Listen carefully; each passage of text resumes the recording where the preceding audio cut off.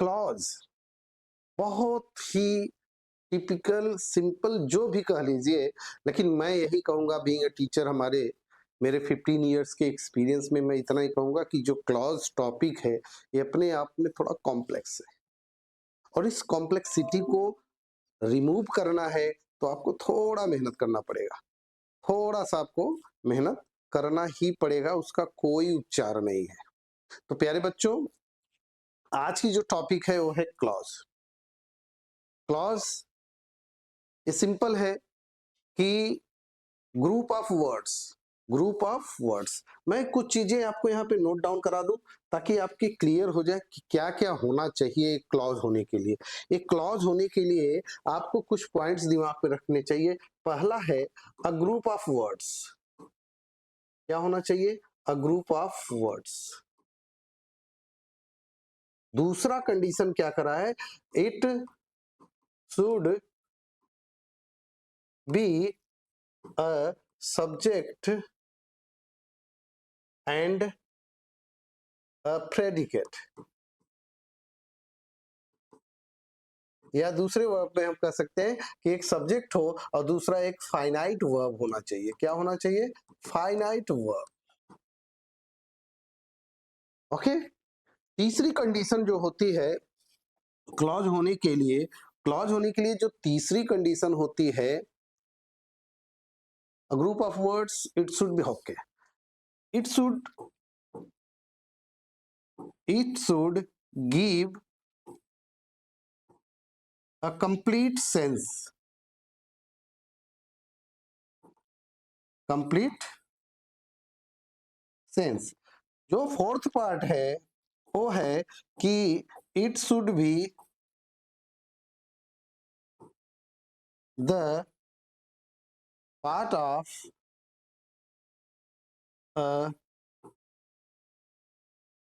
Big sentence, यानी कि एक सेंटेंस हो उसका इसे क्या होना चाहिए? भाग भी होना चाहिए। ये चार चीजें आपको दिमाग में रखना है। कौन सा? ग्रुप ऑफ वर्ड्स होना चाहिए, और आपका ये सब्जेक्ट और प्रेडिकेट या सब्जेक्ट या फाइनाइट वर्ब होना चाहिए। तीसरा जो कंडीशन है, यह एक सेंस देना चाहिए, यानी बिना सेंस के कोई मतलब नहीं है। और चौथा जो सबसे मजेदार चीज है वो है कि यह एक सेंटेंस का पार्ट भी होना चाहिए। तो प्यारे बच्चों, बहुत ही सिंपल तरीके से मैं समझाने का प्रयास करूंगा, लेकिन उसके लिए आपको वीडियो पर अंत तक बने रहना है, और मैं ऐसे ऐसे फार्मूलाज, टिप्स, ट्रिक्स दूंगा कि क्लॉज नामक जो ये थोड़ा सा डेविल है ना, ये पूरी तरह से आपके दिमाग से गायब हो जाएगा और आप इसके मास्टर बन जाओगे, यानी कि आपको पूरी की चीजें समझ में आ जाएंगी। मैं बहुत ही सिंपल तरीके से आराम से पढ़ाऊंगा, तो इसलिए जल्दबाजी मत करिएगा, क्योंकि ये जो टॉपिक है ये अपने आप में बड़ा ही कॉम्प्लेक्स है, और उस कठिनाई को, कॉम्प्लेक्सिटी को इम्प्रूव करना है, दूर करना है, तो आपको थोड़ा समय तो देना पड़ेगा। शुरू करते हैं।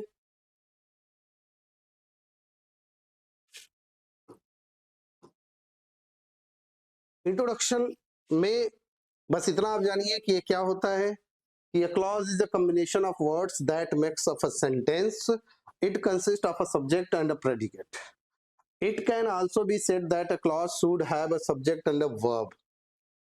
तो अलग अलग डिक्शनरीज में अलग अलग डेफिनेशंस दी गई है। जैसे ऑक्सफोर्ड लर्नर्स में कुछ डिफिनीशन दी गई है, कैम्ब्रिज डिक्शनरी में कुछ डिफिनीशन दी गई है, कॉलिंस में कुछ दी गई है, मेरियम एंड वेबस्टर में कुछ दी गई है। तो यहाँ आपके सामने है। इन सारे स्रोतों को मैंने यूज किया है डिफाइन करने के लिए, ताकि आपके माइंड में ये ना रह जाए कि नहीं ये अपने मन से कुछ बना दिया गया है।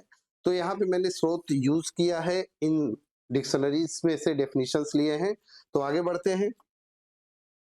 यहाँ पे टाइप्स ऑफ क्लॉज की जब बात हम करते हैं तो मैं यहाँ पे आपको थोड़ा सा डिफाइन करना चाहूंगा। यहाँ से अब देखिएगा, आपको सारी चीजें एकदम क्लियर समझ में आएंगी। क्लॉज की जब बात करेंगे तो क्लॉज जो होता है प्यारे बच्चों, वो कितने पार्ट में होते हैं, कैसे होते हैं, इस चीज को समझिएगा। क्लॉज जो होता है स्पेशली हम तीन हिस्सों में बांटते हैं। नंबर वन बांटते हैं सिंपल क्लॉज, या इसी को हम बोलते हैं मेन क्लॉज, या इसी को इंडिपेंडेंट क्लॉज बोलते हैं, इंडिपेंडेंट क्लॉज, या इसी को एक और नाम से जाना जाता है, उसको बोलते हैं फ्री क्लॉज। इस चीज को समझना प्यारे बच्चों, सारी चीजें एकदम क्लियर समझ में आएंगी। दूसरा जो होता है उसे बोलते हैं सब ऑर्डिनेट क्लॉज। क्या बोलते हैं? सब ऑर्डिनेट क्लॉज। और इसी का एक जो दूसरा नाम है तो उसको बोलते हैं डिपेंडेंट क्लॉज। क्या बोलते हैं प्यारे बच्चों? Dependent clause, dependent clause. जो इसका दूसरा नाम होता है उसे डिपेंडेंट क्लॉज बोलते हैं। और लास्ट वाला जो होता है उसको बोलते हैं कोऑर्डिनेट क्लॉज, कोऑर्डिनेट क्लॉज। ये तीन होते हैं। सिंपली आपको मैंने डिफाइन भी बताया और तीनों क्लॉज के प्रकार बताया।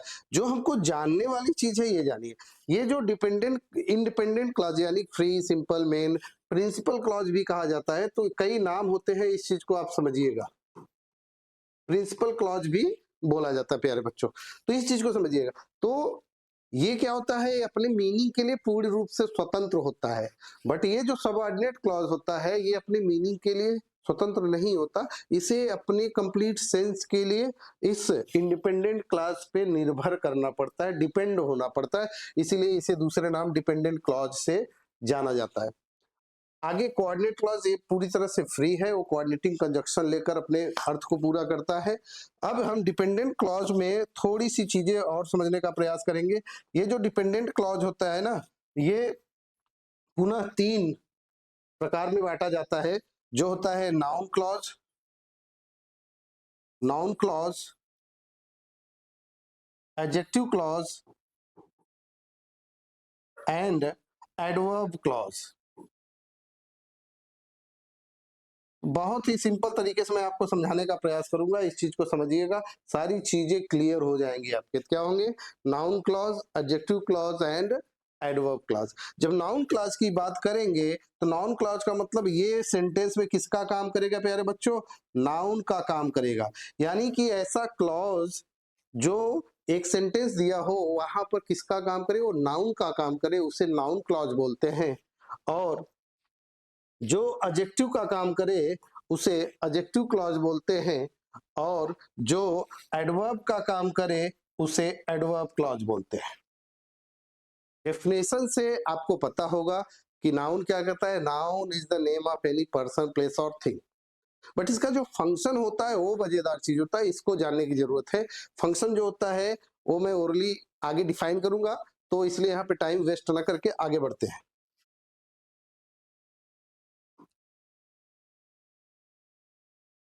तो देखिए प्यारे बच्चों, यहाँ पे एक एक चीज मैं क्लियर करूंगा, आपके कोई भी डाउट्स नहीं रह जाएंगे, it's my guarantee.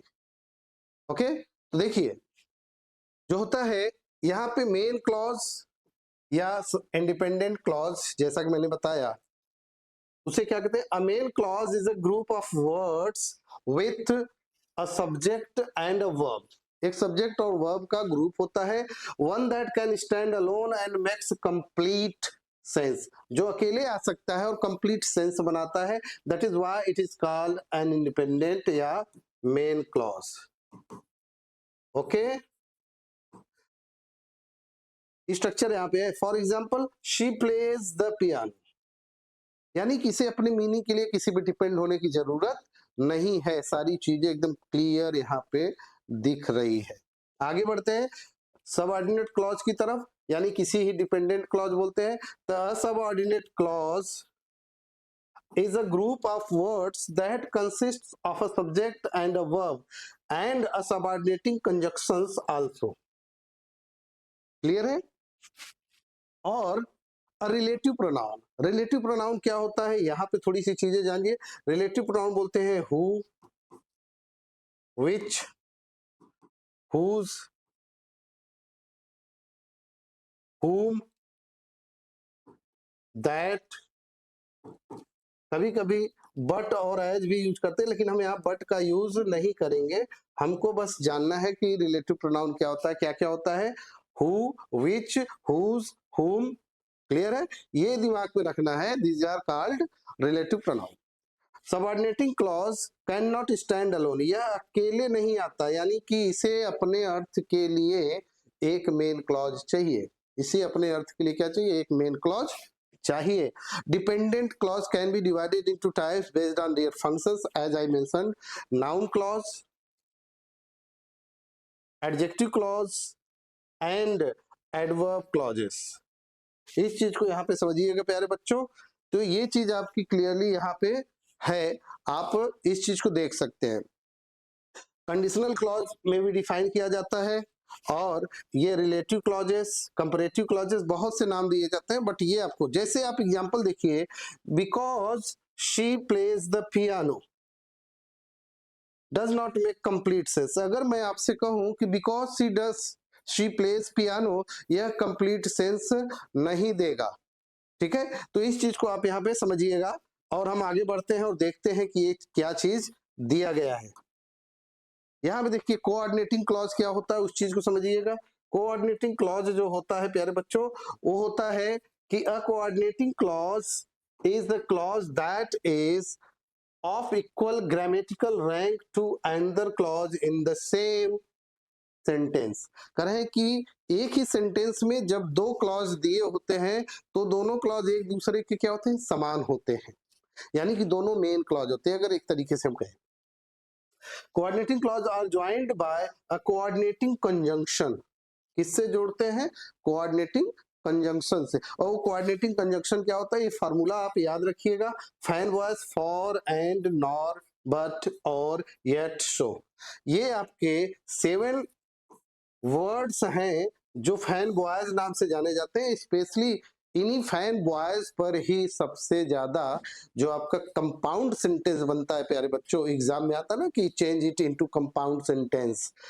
Simple sentence दिया रहेगा और प्रश्न पूछेगा भैया change it into compound sentence, तो उस समय आपको इसी फैन बॉयज को याद रखना है, फॉर, एंड, नॉर, बट, और, येट, एंड, सो, ये होते हैं। और प्रायः ये कॉमा से प्रेसिडेट किए जाते हैं, यानी कि स्टार्ट किए जाते हैं। For example, the sun was shining. अब यहाँ देखिए एक कॉमा लगाया गया, फिर इसके बाद यहाँ पे एंड लगाया गया। क्लियर है, and the birds were singing, the sun was shining and the birds were singing. कितना सिंपल, आपको यही चीज कहा जा रहा है, कॉमा आएगा उसके बाद आपका ये फैन वॉइस का स्ट्रक्चर फॉलो करेगा। आगे बढ़े, the sun was shining is the first independent clause. ये जो सन वॉज शाइनिंग था, ये क्या है, इंडिपेंडेंट क्लॉज है, यानी कि अपनी मीनिंग के लिए ये किसी पे निर्भर नहीं करता। And the birds were singing is the second independent, और जो ये बर्ड्स वर सिंगिंग था, ये भी क्या था, सेकेंड इंडिपेंडेंट क्लॉज था। तो ये दो, जब दो सिंपल क्लॉज को, यानी कि सिंपल क्लॉज को हम ऐड करेंगे, तो किसके थ्रू करेंगे, यहाँ जो प्लस डालेंगे उसको, ये कौन होगा, फैन बॉयज होगा। क्या हो गया प्यारे बच्चों, फैन बॉयज होगा। इस चीज को ध्यान रखना है, फैन बॉयज होगा। और ये जो सेंटेंस बनता है ना प्यारे बच्चों, इसी को बोलते हैं कंपाउंड सेंटेंस। क्या बोलते हैं, कंपाउंड सेंटेंस। बहुत ही सिंपल तरीके से आपको समझा रहा हूं। इसके बाद भी अगर आपके डाउट्स रह गए, तो साफ जाहिर है कि आप मेहनत कम किए हो, और ज्यादा मेहनत की जरूरत है। आगे बढ़ते हैं, और एक एक चीज इसी क्रम में आगे बढ़ेंगे और देखेंगे। यहाँ पे देखिए, फिर से मैं समझा देता हूँ, मैंने समझाया वैसे, फिर भी नाउन क्लॉज क्या होता है। देखिए, noun clause act like a noun, subject, object, complement. Noun clause 3 तरीकों से आपके सामने दिख सकता है, सब्जेक्ट के रूप में, ऑब्जेक्ट के रूप में, और कॉम्प्लीमेंट के रूप में। कैसे पहचानेंगे, वहां पे आप देखेंगे दैट दिखेगा, व्हाट दिखेगा, हाउ दिखेगा, whoever, whether, who, whose, ये सब भी चीजें आपको दिखेंगे, व्हेन, वेयर। ये चीजें अगर आपको दिखती है तो आप समझ जाना क्या है, वो एक नाउन क्लॉज है। लेकिन कंडीशन क्या है, कंडीशन ये है कि वो किसका काम करते होना चाहिए, वाक्य में क्या काम करेगा, सब्जेक्ट का, ऑब्जेक्ट का या कॉम्प्लीमेंट का। आगे बढ़ते हैं, जैसे यहाँ पे देखिए what she said surprised everyone, यहाँ पे देखिए what she said surprised everyone, यहाँ पे इस सरप्राइज्ड, ये सरप्राइज क्या है, V2 फॉर्म है, और इसके पहले जो आता है वो किसका काम करता है, सब्जेक्ट का, यानी कि what she said this gives the meaning of a subject. Adjective clause में जाएंगे, इस चीज को देखेंगे, मॉडिफाई नाउन, एडजेक्टिव काम क्या है, एडजेक्टिव का काम है किसी नाउन को या प्रोनाउन को मॉडिफाई करता है, किसी नाउन या प्रोनाउन को मॉडिफाई करता है। ओके, बिगिन विथ किससे शुरू होता है, हु, विच, दैट, हुम, हुज, ये सब चीजें आपको दिखेगी जो वो काम करेगा। क्लियर है, आगे देखिए, the book that I read was great, the book, इस बुक की विशेषता बताने के लिए ये पूरा के पूरा सेंटेंस यानी कि क्लॉज आया है, इसलिए इसे क्या कहा जाएगा, एडजेक्टिव क्लॉज। क्या कहा जाएगा प्यारे बच्चों, एडजेक्टिव क्लॉज। क्यों, क्योंकि ये जो बुक यानी कि नाउन है, इसको मॉडिफाई करने के लिए आया था। एडवर्बियल क्लॉज में जाएंगे, modifies verbs time reason condition. आपको भी पता है कि जो एडवर्ब होता है किसका काम करता है, या तो एडजेक्टिव को दिखाता है, या तो किसी दूसरे एडवर्ब दिखाएगा, या तो नाउन सॉरी वर्ब को दिखाएगा। इस चीज को कैसे शुरू होते हैं, when, because, if, although, since, दो, बहुत से वर्ड्स हैं यहाँ पे जो आपको समझना है, तो मैं आगे जब एक्सप्लेन करूंगा तो एक एक चीज क्लियर करता जाऊंगा। अभी इतना, कंडीशनल क्लॉज की जब बात करेंगे, कन्वे पॉसिबिलिटी और probability begin with conditional conjunctions. Conditional conjunction से शुरू होते हैं, जैसे if the traffic isn't heavy Rahul will arrive by 4 PM, Ellen will be home for dinner unless her boss decides she has to work hard। यानी कि जब हम conditional conjunction की बात करेंगे, अनलेस, अनटिल, ध्यान रखिएगा, अनटिल, टिल, तो ये जो स्ट्रक्चर्स होते हैं वो क्या होते हैं, कंडीशनल बोले जाते हैं, कंडीशनल कंजक्शन। तो इनके हेल्प से जब हम कोई क्लॉज बनाते हैं तो उसे कंडीशनल क्लॉज भी बोला जाता है। ओके, उम्मीद है प्यारे बच्चों सारी चीजें एकदम क्लियरली समझ में आ रही होगी। आगे बढ़ते हैं, नाउन क्लॉज क्या होता है, यहाँ पे एग्जांपल्स के थ्रू आपको दिया गया है, आपको स्क्रीनशॉट चाहिए तो स्क्रीनशॉट आप ले सकते हो। क्या कह रहा है कि ये noun clause is a dependent type of clause that serves as a noun in a sentence. जैसा कि मैंने मेंशन किया, ये किसका काम करेगा, नाउन का काम करेगा, किसका काम करेगा, नाउन का काम करेगा। इस चीज को आपको समझना है प्यारे बच्चों, ये किसका काम करेगा वाक्य में, नाउन का काम करेगा। और नाउन का काम मैंने बताया तीन स्पेशली होते हैं, subject of the sentence, subject of a verb, दूसरा होता है ऑब्जेक्ट ऑफ ट्रांजिटिव वर्ब, तीसरा होता है complement, complement of a verb. इस चीज को आपको ध्यान देना है। Okay, for example what he said made me angry, यहाँ देखिए व्हाट ही सेड, ये व्हाट से शुरू हुआ और ये सब्जेक्ट का काम कर रहा है, तो इसलिए क्या हुआ, नाउन क्लॉज हुआ। Whether we go to the party is up to you, is up to ये आपका दूसरा क्लॉज हो जाता है, और ये पहला, ये भी किसका काम कर रहा है, सब्जेक्ट का काम कर रहा है प्यारे बच्चों। That's you won the award, यहाँ पर भी ये सब्जेक्ट का ही काम कर रहा है। जैसे मैं कहूं कि I know why you are here, तो इस चीज को भी देखो कि मैं जानता हूं कि आप यहाँ क्यों हो, तो मैं जानता हूं क्या, व्हाई यू आर हियर, ये ऑब्जेक्ट का काम कर रहा है।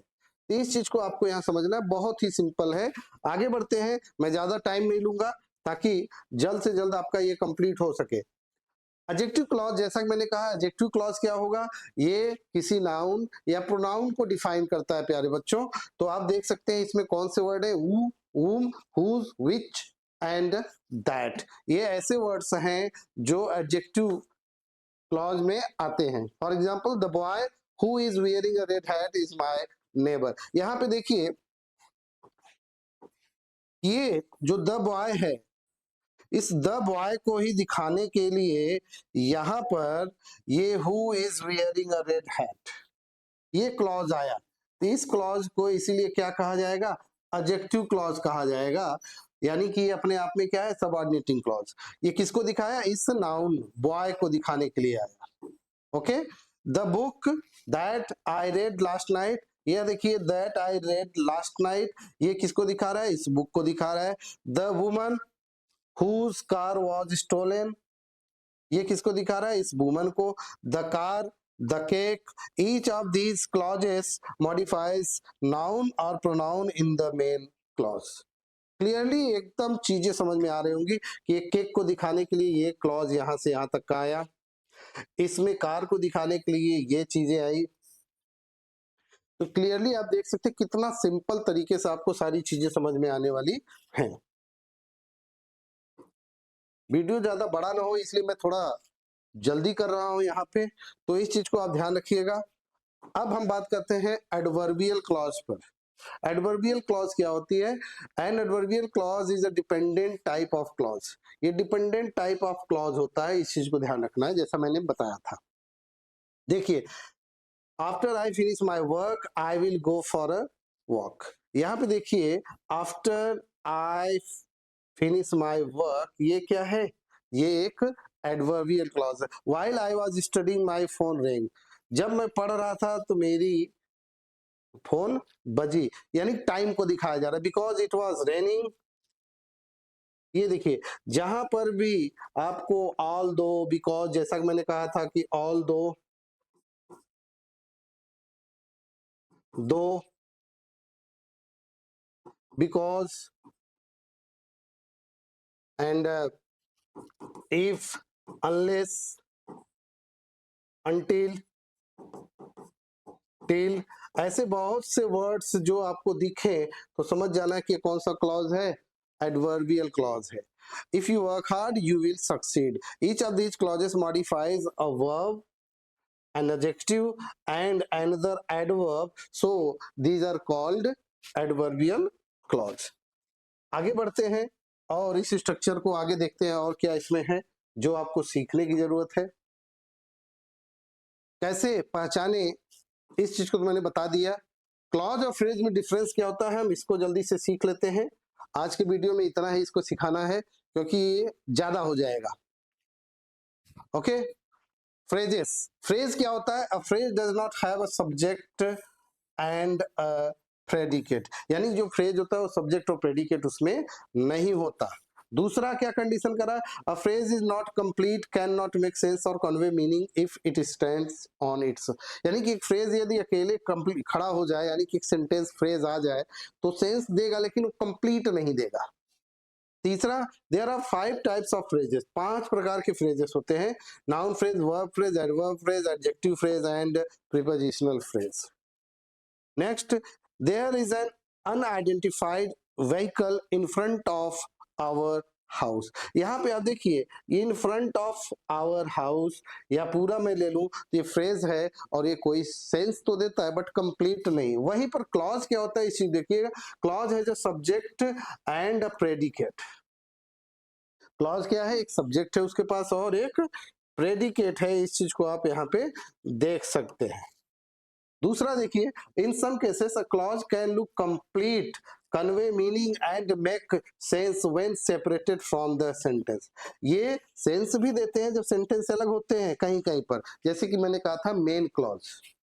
There are 2 types of clauses, specially dependent and independent, but मैंने मेंशन किया कि स्पेशली 3 प्रकार के क्लॉजेस होते हैं। सबसे ज्यादा जो यूज होता है वो डिपेंडेंट और इंडिपेंडेंट का होता है। आगे examples, I am sick so I am going to see the doctor, correct, मैं बीमार हूं इसलिए मैं डॉक्टर से मिलने जा रहा हूं, गोइंग टू सीक डॉक्टर। आगे देखते हैं, ओके, पंक्चुएशन टिप्स में समझ लेते हैं काम की जो चीज है। एक डिपेंडेंट क्लॉज लीड्स करेगा कॉमा को, although he tired he felt, एक जो डिपेंडेंट क्लॉज है वो जब आगे आएगा सेंटेंस के तो कॉमा लेगा और जब पीछे जाएगा तो कॉमा नहीं लेगा। For example, I came home and I cooked dinner, ठीक है ना? इस चीज को आप समझिएगा, फैन बॉय से जो जुड़ा है वो तो अपने स्थान पे है। तो ये चीज को देखिएगा कि जब हम पंक्चुएशन टिप में जब हमारा क्या होगा, एक डिपेंडेंट क्लॉज आगे आए सेंटेंस में, तो हमें क्या लगेगा, एक कॉमा लगेगा। फैन बॉय जैसा कि मैंने बताया था, यहाँ पे भी देख सकते हैं आप, fan boy for and not but और येट एंड सो।